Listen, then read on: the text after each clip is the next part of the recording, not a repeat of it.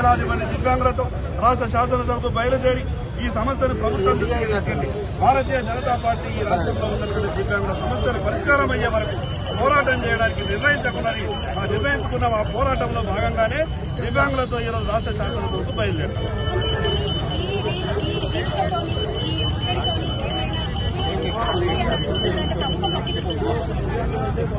ఈ కన్ను లేనటువంటి కసాయి కాంగ్రెస్ ఎన్ని సమస్యలు పెడచగల పెట్టినా ఈ దివ్యాంగుల సమస్య మాత్రం పెడచగల పెడితే వీళ్ళ శాపనార్థాలు ఈ కాంగ్రెస్ పార్టీ వీళ్ళు అర్ధనాదాలు వీళ్ళకు కాంగ్రెస్ ప్రభుత్వానికి వినిపించలేవు.